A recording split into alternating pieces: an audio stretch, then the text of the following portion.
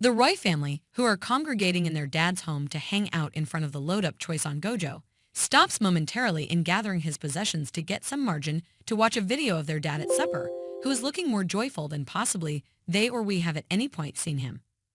Children who have witnessed him perform a dinner party trick laugh loudly as he recites a list of presidential losers. Then, as the camera pans around the table, it says, finally, Carl performs the English folk ballad, Green Growth, The Rushes, Oh, and Fine Voice, accompanied by Logan and others. Jerry then, at that point, shares a foul limerick. Connor entertains his dad with an impersonation of him singing on a little tea kettle. Furthermore, Connor then conveys a filthy limerick. Kendall, Roman, and Shiv must have experienced a blow to the face. Who is he called? They never saw him, so why? What kind of bond could they possibly have with their father? In the second scene, the three children are huddled together in fear during the board vote. Shiv leaves abruptly when a 6-6 deadlock makes her the decision-maker.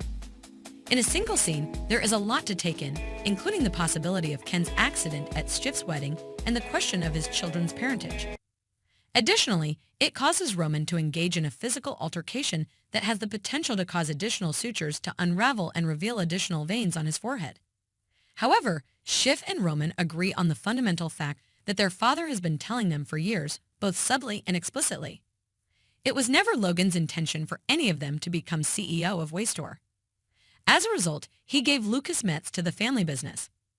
Because of this, Frank, who was at the dinner table and is not stupid, voted in favor of the agreement. The outcome would have satisfied him.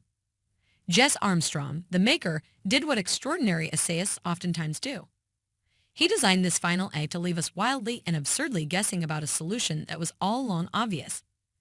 Kendall did not appear to be a potential CEO in the opening scene, in which he was shadowboxing and rapping in the back of a limousine. Shiv might have partaken in the discussion her dad had with her about her rising when they were visiting their farmhouse. It was warm in the light, however she was being exploited. Roman was the most helpless to control of the three, bound and harmed by his oppressive dad, and was at any point viewed in a serious way as a business director. They each had a name. The board assigned them seeds. They were influential. In any case, their strategies were burdensome and their systems much of the time fizzled. Since then, they have continued to fail. Both their father and the important and responsible people held this opinion. Perhaps they should have listened to their mother from the beginning.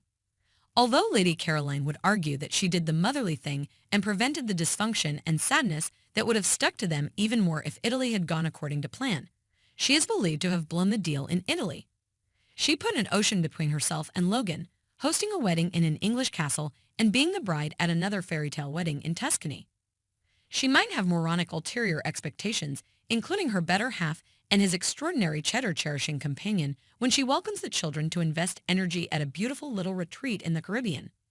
However, she truly wishes for them to end their arguments and find some peace in their lives.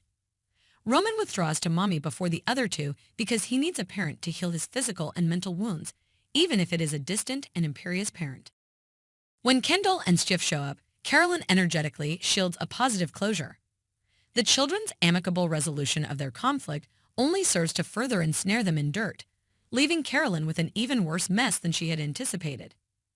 Greg utilizes his application capacities to decipher an emotional collaboration among Lucas and Oscar, wherein Lucas expresses that regardless of Schiff's endeavors to get the board votes he wants, including hers, to buy Waystar, he has zero desire to choose her as his American president. Like when Tom told Logan about his wife's plans to travel to Italy, it's a big chip. In any case, Greg plays it wrong since he is a Roy. Tom came to realize that Logan always wins. Greg reserved each privilege to realize that Logan's posterity never succeed. However, he was unable to miss the potential chance to join the quad that could assume control over the business. The huge pay slice that was going to be applied to his $250,000 associate occupation might do substantially more for him. The mad race for votes has been a recurring succession event ever since Kendall attempted to cast a no-confidence vote against his ailing father until the initial arrangement with Matsson and Gojo. The significant difference this time around is that a royal child decided the outcome.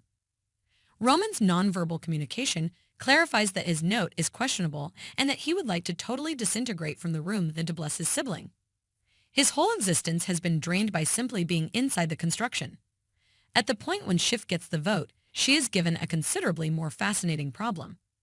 She has the opportunity, at the very least, to reject Matsson, a vile man who has played her and made her feel ashamed, if she votes no.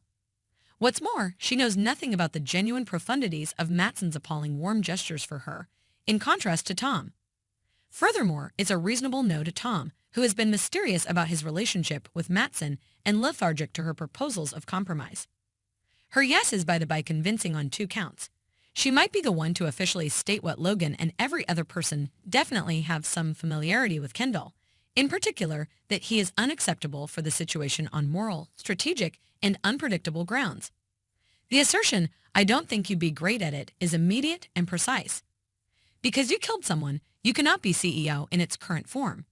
She is also able to recommend a relationship that was both the most sincere love she has ever known and a transactional union that was fraught with serious betrayals on both sides. It's possible that we could have anticipated Kendall's final moments of despair. However, Tom, Shiv, and the limo are not the same thing. I keep thinking about George and Martha from Who's Afraid of Virginia Woolf, who argue for the entirety of the play over the course of an extended, agonizing evening, most vehemently over their shared belief in an unreal child. Truth or deception, George? At the center of the conversation, Martha says. He said, "You don't know the difference," to which George replied, "No, but we have to act like we do." With a